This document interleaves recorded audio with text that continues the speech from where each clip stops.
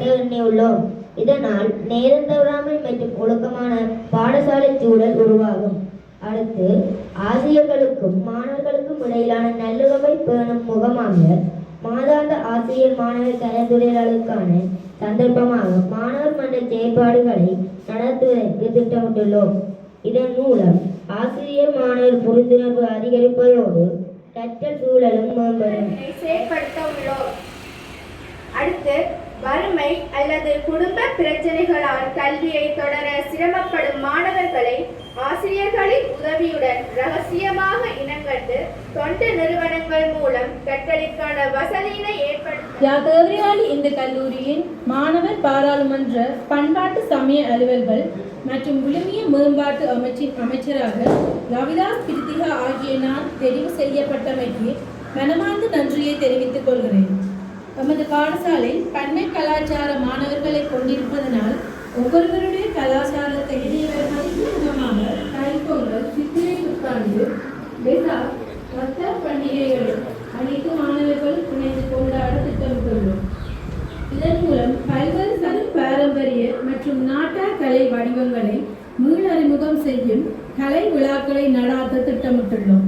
இதன் மூலம் வரலாற்று சிறப்புமிக்க விடயங்களை மாணவர்களிடம் கொண்டு சேர்க்க ஊடாக சிறந்த மாணவர் சமுதாயத்தை எமது பிரதேசத்தில் உருவாக்கி மாணவர் விரும்பும் பாடசாலையாக எமது பாடசாலையை முன்னோக்கி செல்ல பாடசாலையின் அனைத்து தரப்பினரும் தமது பூரண ஒத்துழைப்பினை வழங்க வேண்டும் என்றும் தகவல் தொடர்பாடல் தொழில்நுட்பவியல் அமைச்சரூடாக முன்வைக்கப்பட்ட தகவல் தொடர்பாடல் தொழில்நுட்ப மேம்பாடு, ஸ்மார்ட் கிளாஸ் ரூம் பயன்பாடு ஆகிய செயற்பாடுகளை மேற்கொள்ள அமைச்சரூடாக நடவடிக்கை எடுத்து அதன் செயற்பாடுகள் தொடர்பான முன்னேற்ற அறிக்கைகளை பெறுமாறு கேட்டுக்கொள்கின்றேன்.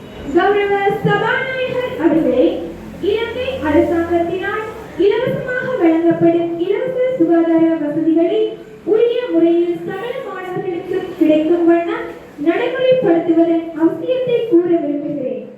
தொற்றா நோய்களில் இருந்து பாதுகாத்தல், உணவு பழக்க வழக்கம். இந்த நிகழ்வானது மிக சிறப்பாக ஆரம்பத்தில் அந்த பேண்ட் வாத்தியத்தில் இருந்து தேசிய கீதம் பாடினால என்ன, தேவாரம் இசைத்தால் என்ன, உங்களுடைய கௌரவ சபாநாயகரின் ஒழுங்குமுறைகள், அதற்கேற்றாற் போல அமைச்சர்களின் நடவடிக்கைகள் கூட மிகவும் ஒழுங்குமுறைப்படி மிகவும் சிறப்பாக ஒழுங்கமைக்கப்பட்டு மிக சிறப்பாக குறித்த நேரத்தில் நடைபெற்றுக் கொண்டிருக்கின்றது. நாங்கள் கல்வி கற்ற போது ரத்ன சபாபதி அதிபர், அதற்கு பிறகு விஜயவண்ணம் அதிபர், அதற்கு பிறகு குட்டி தம்பி அதிபர், ராசதுரை அதிபர், நாளிதபடி சார், அதற்கு பிறகு தொடர்ச்சியாக ஆளுமை நீக்க திரு சதானந்தன் செல்வானந்தன் அவர்கள் இன்று அதிபராக உங்களுக்கு கிடைத்திருக்கின்றார்.